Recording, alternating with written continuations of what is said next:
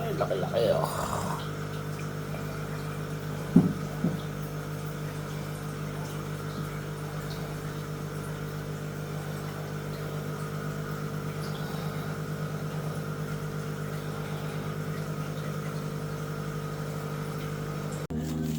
Ganito ang ginagamit ko sa aking biofilter na tubig. Ito yung magiging pinuputol ko ng maliliit.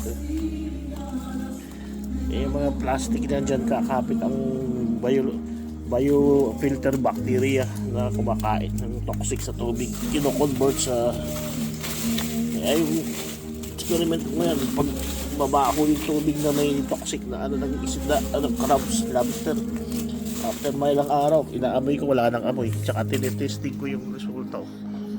Yan, ganda na yung nakaan, berde yan eh. Blue pa nga, toxic ngayon ganda na. Sabihin, na-convert na niya yung toxic na tubig na ini-stack ko. Ina-experiment ko. Sistema niyan. Bumili dyan ng ganito.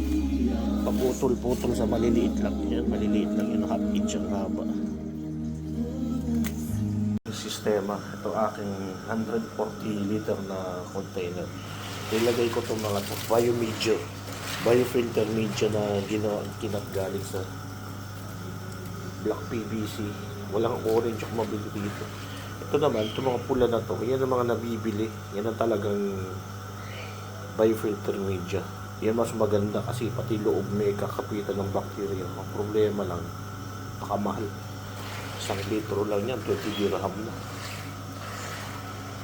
Samantalang itong PVC, isang rolyo, 15 dirham. Trabaho nga lang magputol. Wala kang ginagawa. Ano, ganyan lang ang sistema niyan.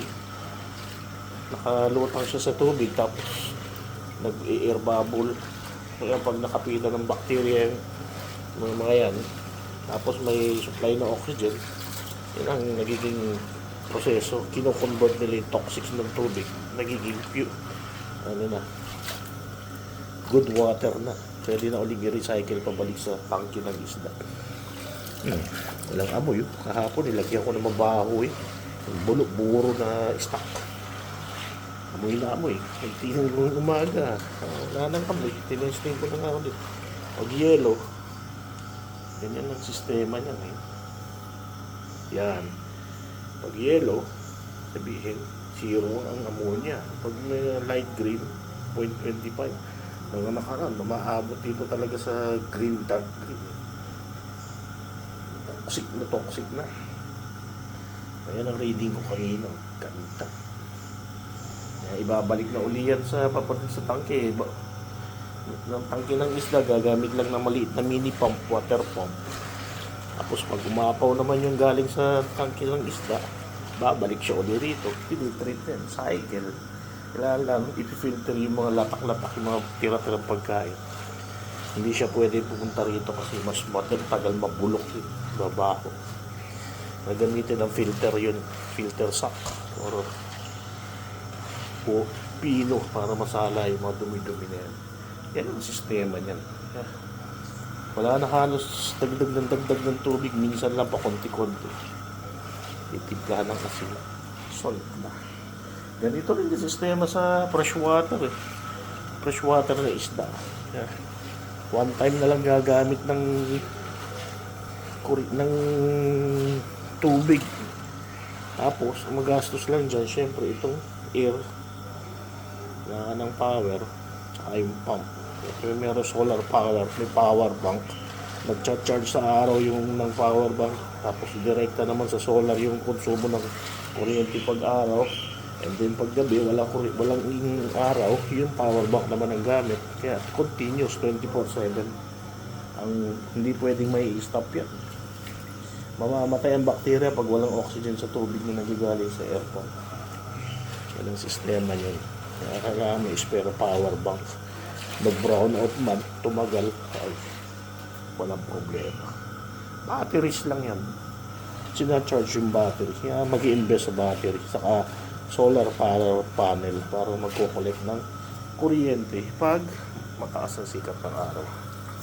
Yan lang investment yan. Tubig, one time, big time consume yan. And then the rest, power, solar.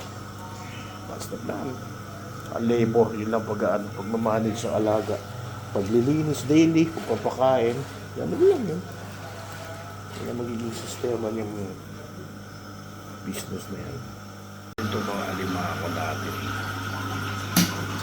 Uy! Nabuha ko dyan. Uy! Yikes! Abang. Sugod. Maglinis. Wala. Ang pinagkainan.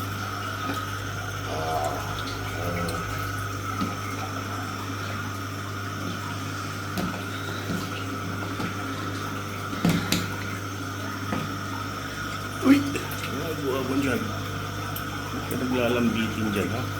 Uy! Para kang unggoy, ha? Ano mo? Ayun. Ang pate, oh. Sinasampay. Parang unggoy, ha? Ha? Uy! Alam mo.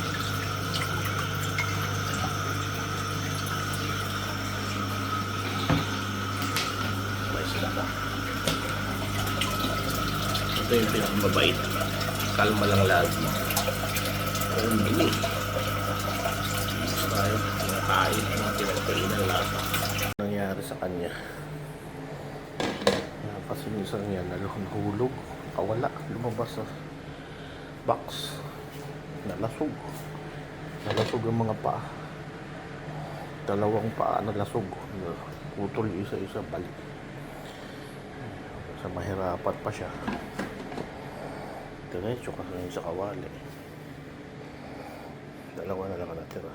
Ayun, laki niya, no? Puno ang kawali sa lapan.